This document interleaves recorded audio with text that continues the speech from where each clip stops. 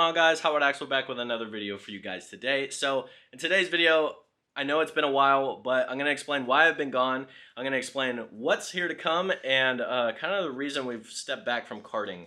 So for the biggest reason, I've really been thinking about like whether or not I want to continue racing at MB2 and continue that season. I love the people there, and whether or not I want to continue to compete. I know I've never won a championship there, but unfortunately I can never commit a full season there just due to work and other priorities out on the on the sidelines. So unfortunately I'm gonna put that on the back burner, and the reason because is a lot of that money that I could be using for something else or even into my own car, I feel like is kind of getting wasted when you go there, and unfortunately, and it's not against MB2, the cars are just uneven.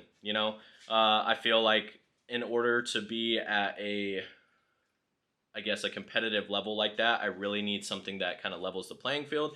And whether or not we qualify good or race good, you're always kind of at a handicap when somebody else gets a better a better kart and has better traction, better speed, better top end speed. So for me, I think I'm just going to step away from MB2, and that's just, I'll still go there here and there, but as for the season and as for competitively, I think I just need to take a step away. Now, as for moving forward, now I don't know if I've ever introduced, the car to the channel, but unfortunately, I think that build is going to get put on the side as well, which is my Elantra. My Elantra N.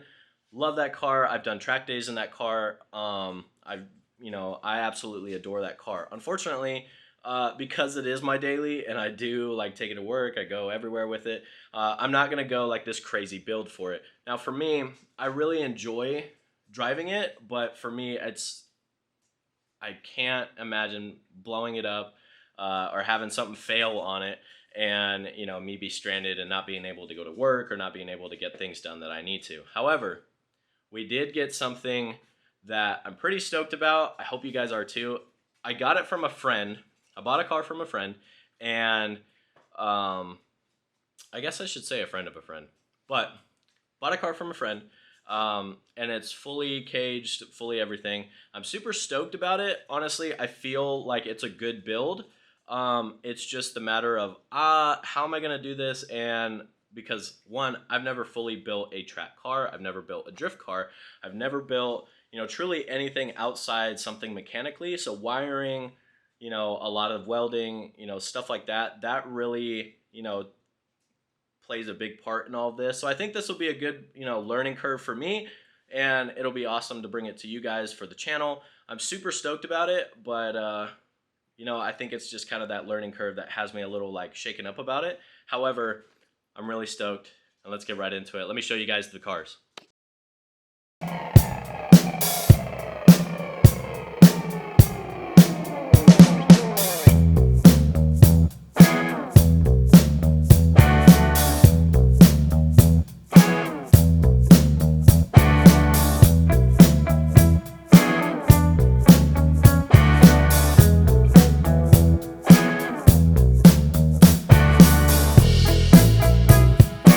See on the door handle, that's a little crappy, but I'm gonna try and do this one-handed. So as for now, I'm replacing the clutch master cylinder. That's what all these parts are. I'm just trying to get it all kind of squared away before I have a dash on order. It's a fiberglass dash. It'll kind of be like if you've ever watched Adam LZ's dash of them building that E36 for Formula Drift and for Drift Masters. I ordered that dash for it. That'll come in. We'll cut it out, do everything. The cage could definitely be better in some spots. So I think re-welding it. It looks like somebody kind of like just tack welded it in for some of the spots too, and it's a bolt-in cage in the back, and it looks like they just kind of added the front section. So I think moving forward, the cage is going to need to be re-welded. To get it to drive, the car drives right now. It's just the master cylinder is disconnected until I can get some help for somebody to pump the clutch while I am underneath loosening the valve to drain all the fluid through. As for that, it already has a hydro stand and the cable that runs all the way back to the rear. I already have the wide body for it. That's already on the doors and for the front. I went ahead and took it off because for me, I wanted to see how bad like this damage is right here. It looks like somebody just kind of like took a saw and like obviously took the cutter and like just went straight across rather than do the lip in the front, bang this out, and then do it like how you normally should. It's not as bad. There's a little spots like kind of where I'm like looking at it and I'm like, I don't like that. But so like same on this side, same. I don't know what the guy was doing originally, but it's not bad. I think right here I'll probably have to like push it this way and at least like rust seal that so it's not rusting anymore. Bang this in, kind of tack weld it going up, and then same with this. I'll bang this out, clean it all up. Everything's pretty good. The lines are already ran for the hydro, so that's nice. I think this side has the caliper, the other side doesn't, so I'll just go ahead and get another OEM. It's missing all the trim. I'll probably buy like a new like side skirt front front bumper and everything like that. As for like wiring and shit, the battery cable goes all the way through. So the one thing that I don't like on that side is they have like a plate that sits super high. I don't know if who had it before was like super short or who was driving it, but like you sit almost like 2 inches like super high. And I don't know if you could see like how close that is, but like if you had a helmet on, you'd easily smack the hell out of your head if you hit something. So the seat will need to be lowered on that side. This seat will practically be sitting on the floor. I'll probably just end up like, again, where these studs are, just like mount it in and call it good. I'll probably have to weld in the bottom part of this. There's a couple of spots in here that I definitely want to clean up, like all in there. I want to get all that gunk out, sand it down, get it nice and kind of cleaned up. I'll probably end up taking all of that out. That'll just be a plate. We'll put the dash over it, clean up some of the plates, and then as for wiring, man, how to explain this? Now I gotta go through and like fix everything for the sensors and shit, because now I gotta find all the cut sensors. So that's a little pain in the ass. Another thing, this freaking like the radiator stuff, like all this is just like, why'd you cut this? And why not? Like, it's whatever. Like, I'll rewire the sensor, everything, kind of go from there. Honestly, the car is like really like nice. As for the motor, it's an M50, so like it's an older motor. Goodness, not speak. As for the front, so like they were saying on this side, someone had tried to tow it on a trailer and they wrapped it around the front bumper and this. They actually ended up like pulling it and like ripping it and like breaking it off of the chassis. So they went ahead and like fixed it, welded it and everything on that side. So honestly, will I probably change this? Probably not. I'll probably add like the front bumper with quick releases on the front and call it good, simply because there's no reason to change it and it's a first drift car. For me, I just don't think that like even this, dude, like you bent this in, but like it's almost not even attached anyways. Why not just cut it off? But like that's just me, you know what I mean? Like, why would you leave it like all of this? Like, I understand this, you're cutting it for the wheel, but then you have like so much more here, and then you bent this in, so that way, why not just like cut this off, leave it, and then you have the aftermarket wide body that comes out to like here. So then you just have like that much more room, you know? Maybe it's because it looks funny, but for me, I was kind of like, what are we doing here? It'll definitely need a lot. It's already on coilovers. I forget what kind they are, but I mean, it's pretty much already set up. It will need new wheels because these are 17s in the front, and this is like a 16, and on the other side it's a 15. So again, it's one of those things where like you're like what are you doing? What is all this, you know? So this is my Elantra. Today we're going to be installing the new grill, the M&S America Grill. Unfortunately, they went out of business. I forget what I think it's HTX Houston or something like that. But so we're gonna go ahead, put on the new grill. What's done to this thing? Let's see. So we have this full 6 intake. For some reason, I don't know why, but mine never fit on. So I took these bolts out rather than put so much strain on it, because I think it was actually like bowing out, like up like this. So I just took them out, left it as is, and left it how it is right now, just so I could have the plate. I'll probably fix that probably today. If not, I mean, I'm not really too worried about it. It does what it needs to. It's dirty right now because it's been dusty out here. Full 6 intake, the turbo inlet, Ultra Racing's crossbar, and then I went ahead but did the downpipe. I don't know why, but the downpipe on this car is like absolute ass. It took me 2 days for like no reason. Got the 6 oil catch can. Honestly, it's super nice. It has the 6 intercooler as well, and the lower motor mount as well with that.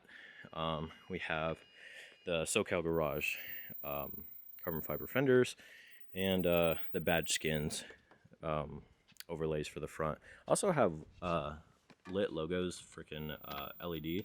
This thing's a blast, like, to be able to just like pop it on, because I could just turn it on from, like, it's Bluetooth, so I just turn it on and run it at any color, depending on what it is. I also bought these off of like eBay. Just, it's a nice little contrast. It just kind of bolts in. I have Kensei's.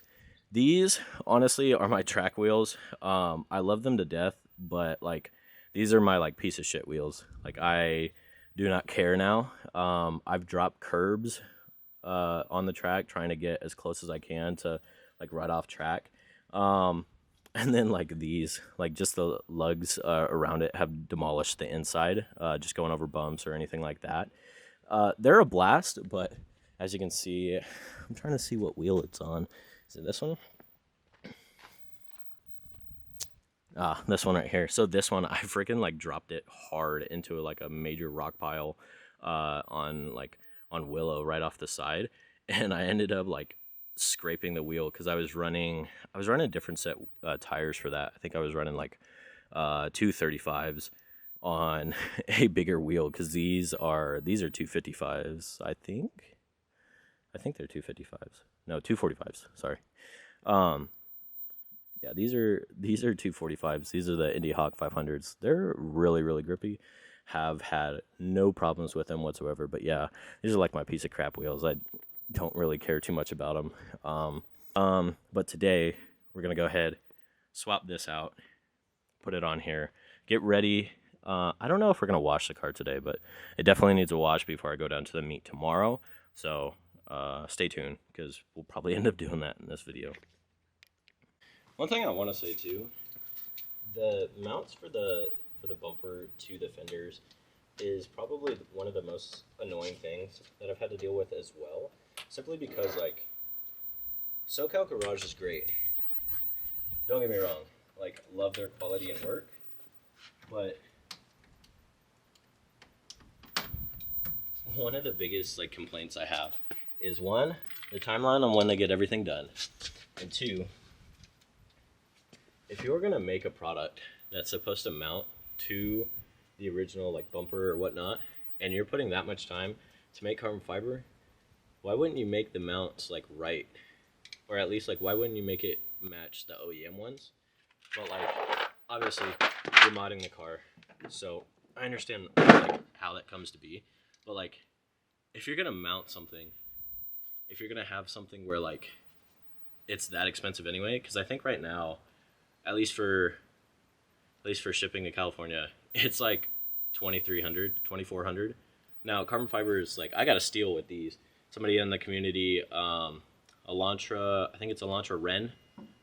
He shot me over a DM, or actually I shot him a DM asking, because he put these up for sale, was only asking $1,000. They're already PPF'd. I was like, score for me.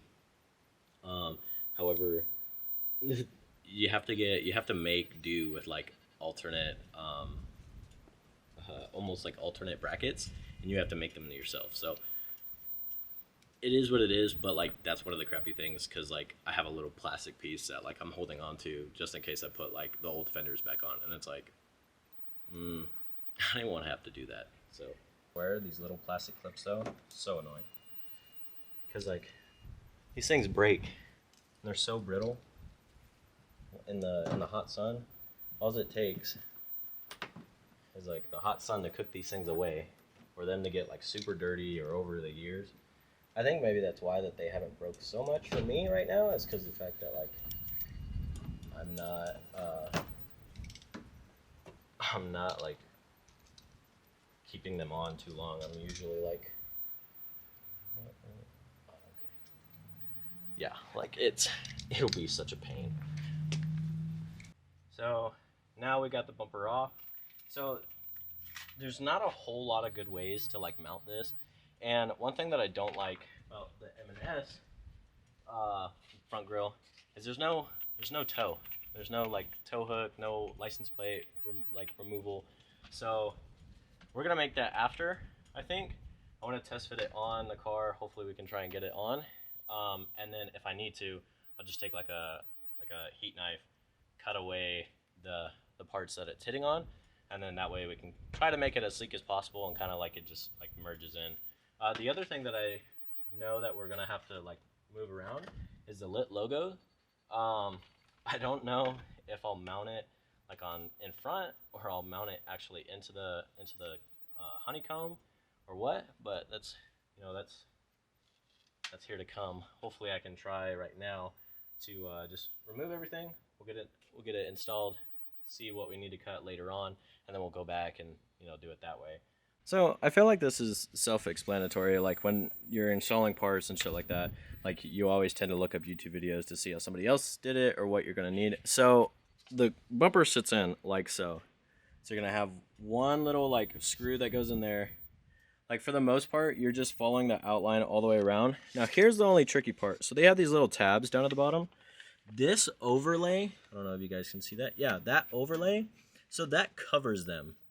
So in order to get to it, what I ended up doing, and I hope this helps for anybody else who wants to, install this grill, these tabs right here, when you'll unscrew the top, and then you don't want to bend it, but like you'll pop these out and push it forward, and it lifts just enough.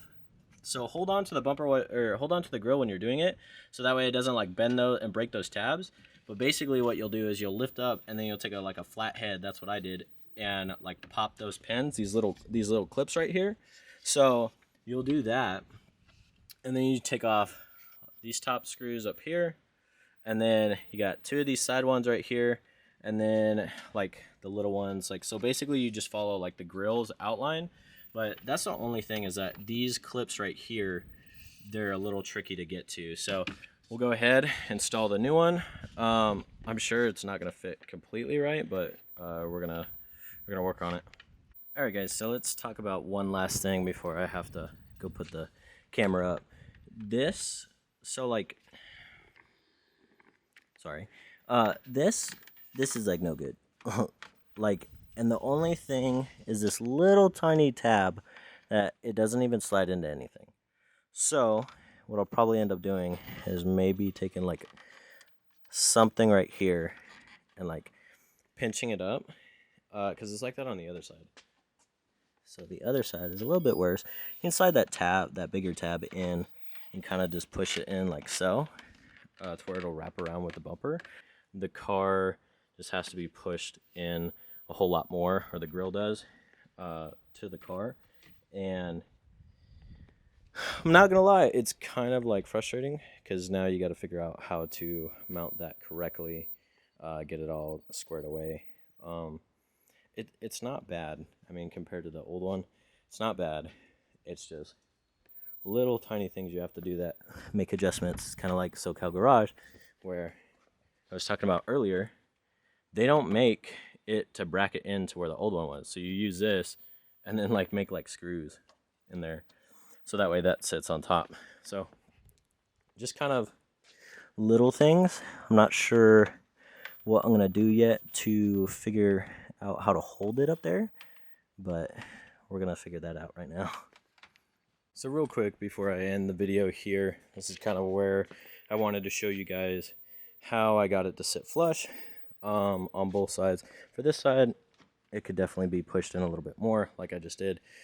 It's not that crazy though of a difference. As for like the holding situation, it is going to be a little bit flimsy. That's just the way that it comes. It's just the way that it is. I'll probably have to cut that, but it is what it is. I actually kind of like the blue underneath. It makes it kind of stand out. That's just my take on it. But what I did to hold down each side and the middle and kind of the everything from kind of pulling out is I went ahead, and you can use almost practically the same screws that are in there. I use different ones, like kind of a little bit smaller of a base, but I went ahead, did 2 screws for the tabs that connect inward, did 2 through the top, and then for the sides, there's a big tab and then a small tab closer to the outside. Go ahead and push it all the way where you want it, and then take a screw and push it through the top, because you're not going to see all this. It's all blocked right here. So that's kind of what I did. It holds it in place and makes it look nice, but I mean, it's a little crappy. You're drilling holes into your bumper. But like anything, when you're modifying your car, not everything is going to fit properly. Not everything is going to work properly. But that's the install, guys. Thank you for watching. I do appreciate it.